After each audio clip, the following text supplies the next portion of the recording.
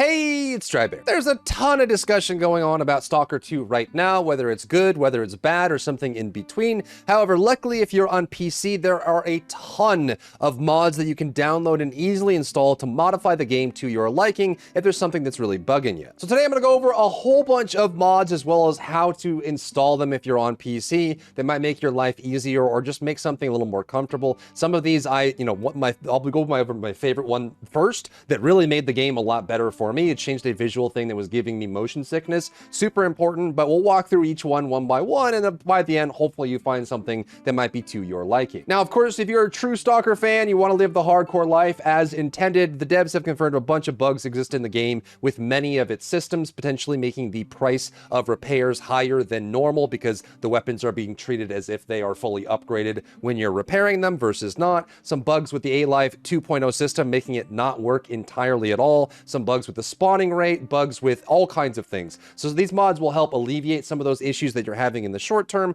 and hopefully they have mentioned that they will be doing some mod support in the future. Hopefully they end up implementing this and launching it on Xbox as well as PlayStation in the future if they do that, so that on console you can get these mods if you like, because I think Stalker has always been a big part of the modding community, and even the official mods for modders for the Anomaly mod for the original Stalker games has already come out and said that they're going to start working on Stalker 2. So first, if you're on PC, what you're going to need to do for all of these mods is locate your Stalker 2 folder. If you're on Steam, which likely you are if you're landing on this video, you need to go to your actual Stalker folder. This is usually either on your main drive or your secondary drive under the Steam folder. So find your Steam location, go to Steam Apps, then to Common, and then find Stalker 2 Heart of Chernobyl. Inside of this folder, you will find two folders, Engine and Stalker 2. What you want to go is you want to go to Stalker 2. Then inside of the Stalker 2 folder, you will find the content folder. Then go to Packs, P-A-K-S. And inside this folder, it will normally look like this. It'll just have this list of all the, pack files, content files, things that are used for Stalker 2. But there's a workaround that works in the code just right out of the box. It's very important. And that is you need to create a folder that is tilde MODS. You need to have the tilde. It is like, it actually registers for that. It's looking for that expression, that tilde. So if you don't know tilde, top left corner of your keyboard on PC, make sure it has that squiggle in front of it, and it needs to be MODS mods. Then all you're going to do is that when you download mods from the links I'm going to give you, just place them in this tilde mods folder, and most of them should work right out of the box without any fussing. The first mod I'm going to recommend is one that I personally use, and that is the radiation noise remover. I'll have this link down below in the comments and the description for you. But all this does, it removes the red or the black and white dots that come up around the corner of the screen when you have radiation exposure. Now, this may seem like a minor thing to a lot of people, but there are people out there, and I'm in this group specifically, but like black and white dots, especially specks, flashes, I'm photosensitive to those, and also getting these black and white dots and specks appearing all over the screen makes me nauseous. It makes me feel like I'm going to pass out. I get a very negative adverse reaction to this as a human being, as a biological creature. So this kind of effect, I do not like at all. I absolutely hate it. It drives me crazy. So this mod will allow you to get radiated of any level, will instead look like this. So you'll still get a little bit of a gray effect, but the white and black dots do not appear. So it's just very clean, very crisp. You still have the UI element in the bottom left, but you will have just this gray effect letting you know there's radiation, it's affecting you, but it doesn't have those like black and white pinpricks all over the screen, which I like a lot. Now all you have to do is come to Nexus Mods and get the download. If you've never used Nexus Mods before, you will have to log in to get a download here. There's going to be a file that you can use that just has radiation noise on it. So download the no radiation noise file from Nexus Mods, and then place the .pack that's in that executable or in that RAR file. Put it inside the tilde mods folder, and you'll be good to go on next boot up. Next is a pretty big suite of optimization tweaks. So this reduces stutter, it reduces the mouse issues, it improves performance, lowers latency, lowers flickering, some other things like that. It's not going to fix any content issues like Z fighting on textures or shadows being incorrect, but it helps improve FPS massively, and a lot of people that have downloaded and used this mod have mentioned that it has worked for them significantly. Now, what's great about this mod specifically is it comes with several different options, and what we refer to in game development are levels of detail, so LODs. So you have levels of detail scale, so the quality of the game can come down to make the game look worse so that you can perform better. And they actually have some of these as options in here. So if you go to the page that I have linked down below for the improvement, the optimization tweaks, go to the files, you have a whole bit of different choices. This was like a default version. The O2 is like a version if you have a really low-end GPU, it should give you a good amount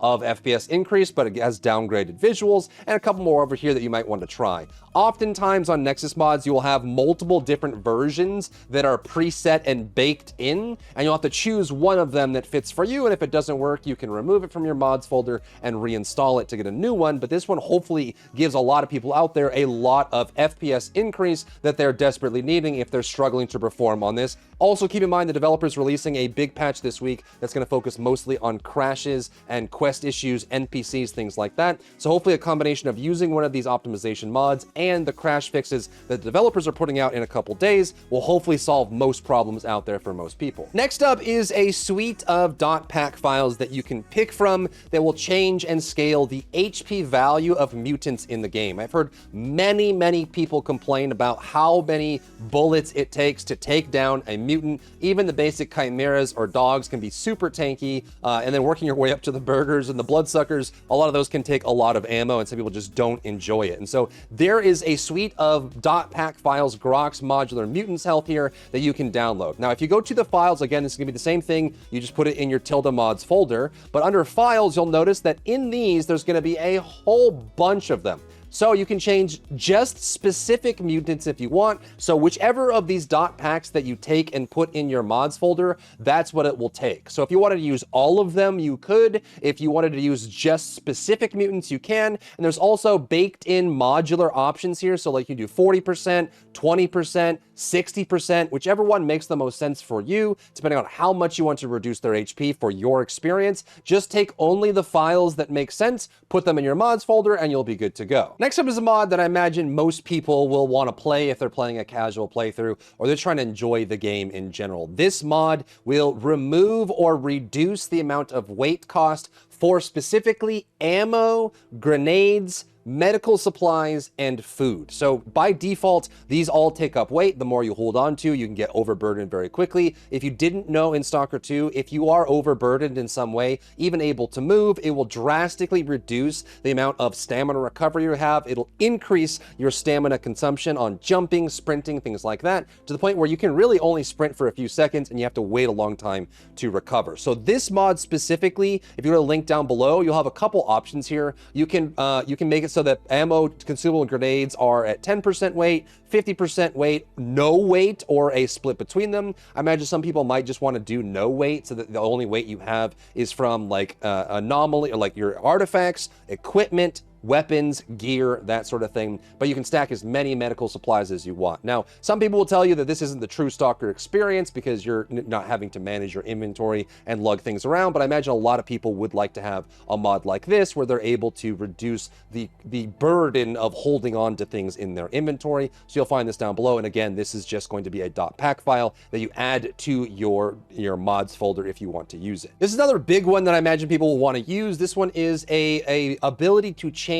the durability loss on weapons and armor. If you didn't know, and this is something that a lot of new Stalker 2 players don't realize, is that not only does your weapons get like lower durability when you fire them, but also everything that you have on you gets damaged if you walk through radiation or you walk through hazards and things like that. So if you get damaged by hazards, your gear takes a durability hit as well. And so oftentimes people can lose large amounts of durability as they're walking through the zone. So this allows you to have different options for modifying this. You can lower the durability loss by 50% across the board. You can lower it by less if you want. You can do no durability loss if you just wanted a very easy breezy, beautiful cover girl experience through the zone as you walk through, and other options down through there as well. So again, these are different pack files. You would choose which one you want and you'd play around with this, and this will allow you to have a lower amount of durability loss if that's something you're interested in. Same thing goes for the reduced repair cost mod. This is something that I think people would want to use instead of the durability.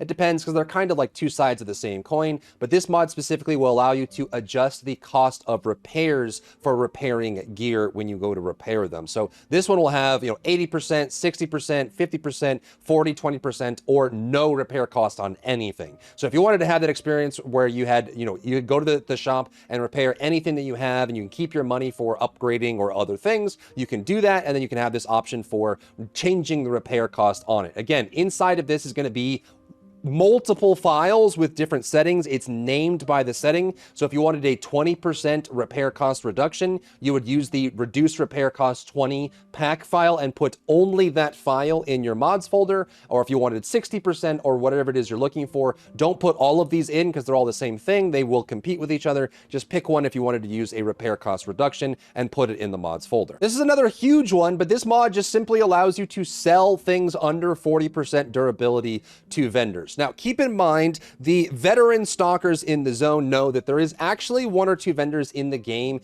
that will buy anything that's above 0% durability for reduced price. Most vendors won't. So if you're going to most traders and, most shops, they will not buy anything under 40% durability. As soon as that icon turns red, they won't buy it from you. There are a few that do, though, and I'm not going to spoil it if you're looking for those specifically. There is one or two vendors that will buy them as long as they're not completely trashed. But if you want to skip that entirely, you can grab this mod here, which allows you to sell anything that is broken for a scaling value of coupons to the target vendor. And again, all you got to do is come grab this file, put it in your pack folder, and it removes the requirement. Like, there's some code that says that if you go to a vendor and you have an item that's under 40% durability, the vendor won't buy it. This just removes that restriction, so it'll still have the scaling value. It goes all the way down to the bottom on the amount that you can sell it for. So picking up everything can still be useful to you. This next one is a big one, and one that I think a lot of people that didn't play the original Stalker games would appreciate. This is a very simple mod that makes a very simple change to the game that, again, is like, I think for people that didn't play the original Stalkers, or they're just looking for a more modern experience. This mod is called Longer Sprinting, and essentially what this does is it just reduces the amount of stamina cost for sprinting, especially when you're out of combat. So if you're looking to travel long distances, like, you have a full kilometer to go to the next area, and you just want to sprint there, having this mod in your mods folder means that it'll just slow the amount of stamina cost for sprinting. Now, you could obviously abuse this in combat if you really wanted to, but of course, it's your own personal experience. If you just want to cover more ground without consuming more stamina, especially, and remember, your stamina cost is lowered when you're not encumbered, so if you're able to manage your inventory, you can still cover more ground very effectively. But if you want to be encumbered or you just don't want to think about it, this mod is a very simple mod. You just download the file, put it in. You can have a % reduction or just reduce it by a lot, and based on which one you choose, it'll just reduce the amount of sprinting cost for you so that you can cover more ground by moving around. Next up is a difficulty balance, another one of Grok's mod suite. So this one is kind of interesting.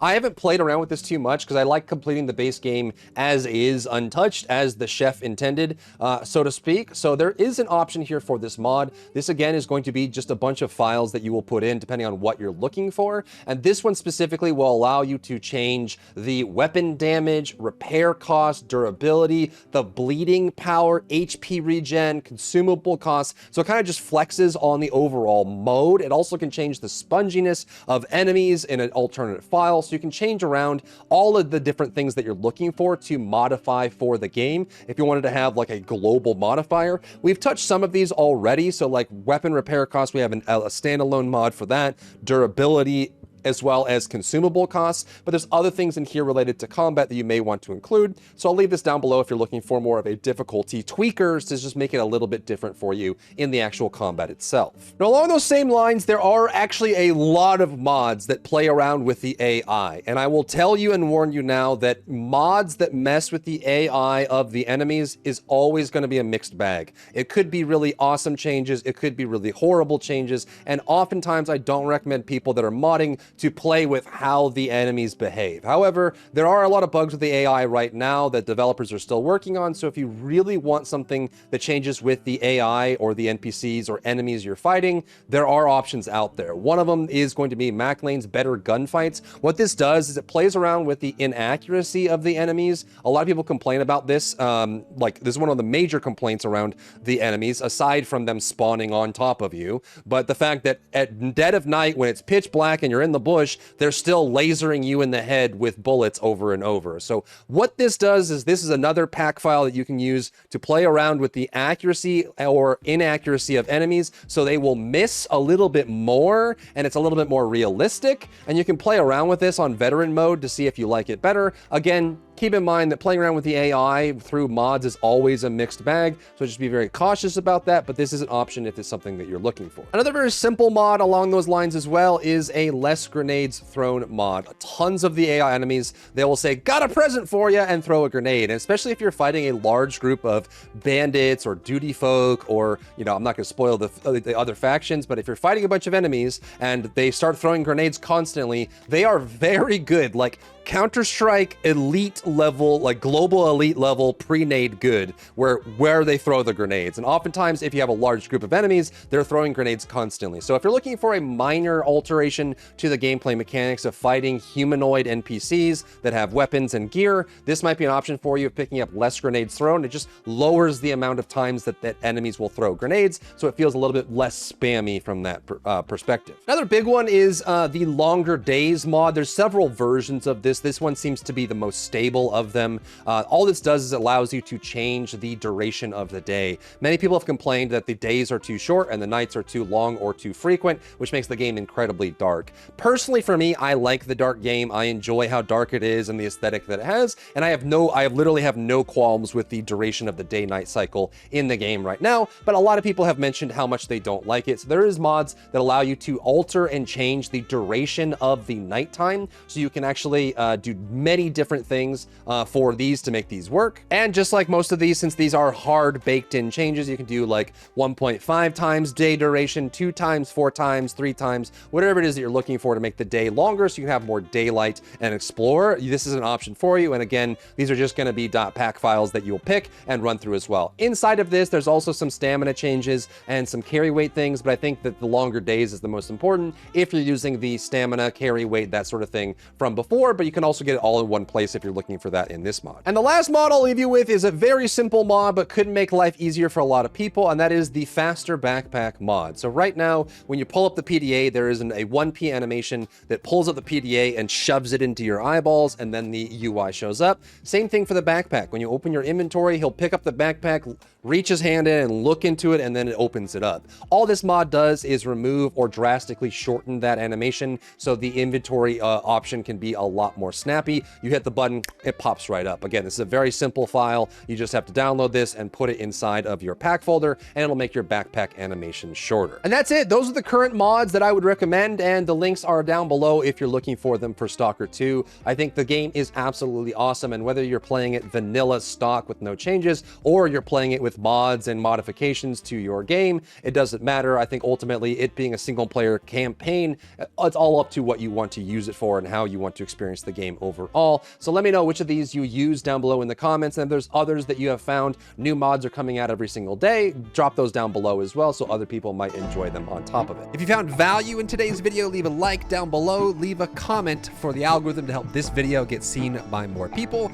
and don't forget to check out my other channels for other content and other stuff and other things.